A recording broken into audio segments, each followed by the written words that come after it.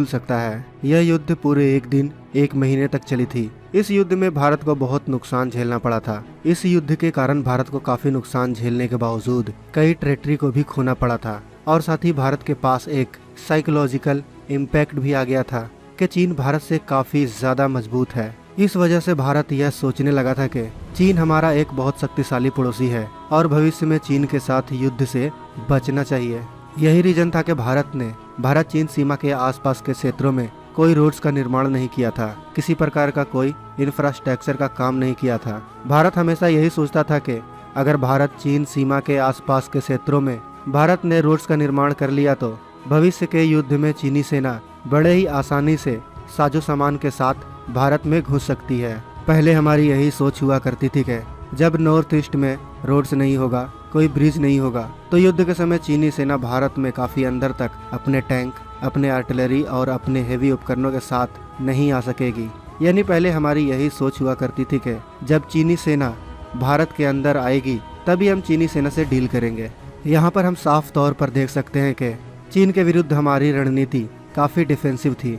यानी हम अपने दुश्मन को जवाब देने के बजाय अपनी बचाव करने के बारे में ज्यादा सोचते थे।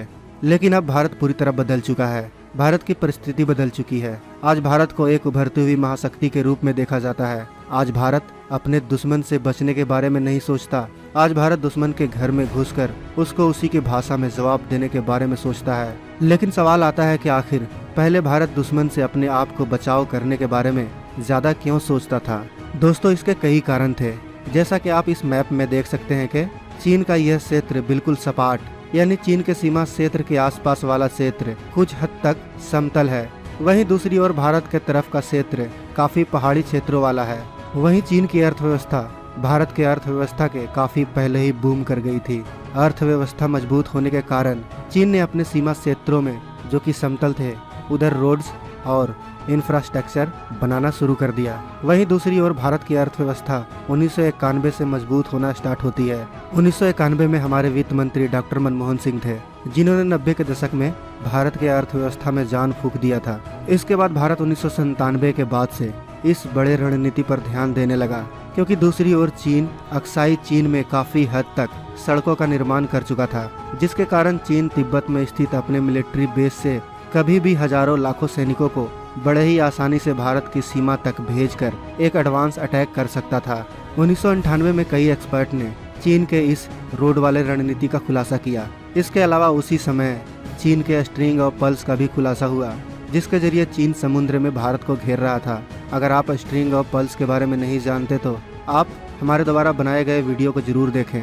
मैंने उस वीडियो का लिंक डिस्क्रिप्शन बॉक्स में दे दिया है, या फिर इस वीडियो के अंत में स्क्रीन पर ही वह वीडियो दिख जाएगा। 1999 में कमेटी ऑन सिक्योरिटी यानी CCS ने भारत चीन सीमा के आसपास कई सारे प्रोजेक्ट को अप्रूव किया और CGS यानी चाइना स्टडी ग्रुप को यह जिम्मेदारी दी गई कि वह भारत चीन सीमा के आसपास ऐसे लोकेशन को चिन्हित करे जहां से रोड्स बनाने पर हमारे ट्रूप्स बहुत ही तेजी से बॉर्डर तक पहुंच सकें। 1999 में ही CGS ने सरकार को रिपोर्ट सौंपा, जिसमें CGS ने 73 ऐसे लोकेशन को चिन्हित कर लिया था जहां पर हम भारत चीन सीमा तक पहुंचने के लिए रोड्स बना सकते थे। और अब साल 2020 आते आते खबर आ रही है कि भारत ने 75% सड़कों का काम पूरा कर लिया है और अगले 2 साल में भारत 73 में से सभी 73 रोड्स को बनाकर तैयार भी कर लेगा। इसके अलावा अगले 5 सालों में BRO यानी बॉर्डर रोड्स ऑर्गेनाइजेशन पाकिस्तान और चीन बॉर्डर पर 61 स्ट्रेटेजिक रोड्स का निर्माण और करेगा। स्ट्रेटेजिक रोड काफी मजबूत होते हैं, जिस पे हमारे सेना के टैंक, हमारे सेना के आर्टिलरी और कई भारी भरकम वाहन आसानी से जा सकते हैं। आने वाले 5 सालों में बॉर्डर के करीब 272 सड़कों का निर्माण कर लिया जाएगा, जिसमें 61 सड़कें स्ट्रेटेजिक सड़कें होंगी जो खास करके हमारी सेना के लिए होंगी।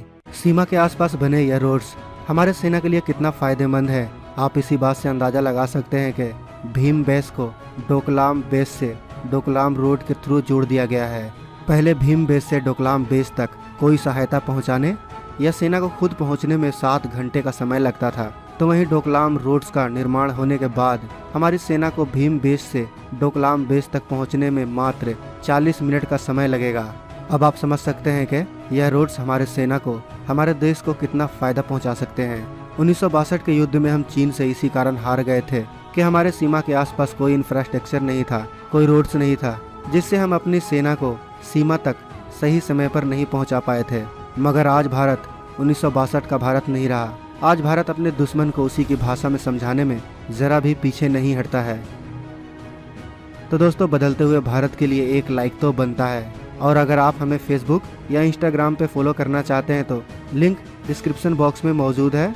उस लिंक पे क्लिक करके आप हमें फेसबुक या इंस्टाग्राम पे भी फॉलो कर सकते हैं, जहां मैं आपको डेली नए नए अपडेट देता रहता हूं। वहां मैं आपके लिए 24 घंटा अवेलेबल रहता हूं। अगर आप हमारे चैनल पर नए हैं और आपने अभी तक इस चैनल को सब्सक्राइब नहीं किया है तो आपसे विनती है कि इस चैनल को सब्सक्राइब कर लें। साथ ही बगल में जो बेल आइकन का बटन है उस पर भी क्लिक कर लें, ताकि आने वाले वीडियो को आप मिस ना कर सकें। तो दोस्तों, मिलते हैं नेक्स्ट वीडियो में। तब तक आप अपना ख्याल रखें। जय हिंद, जय भारत।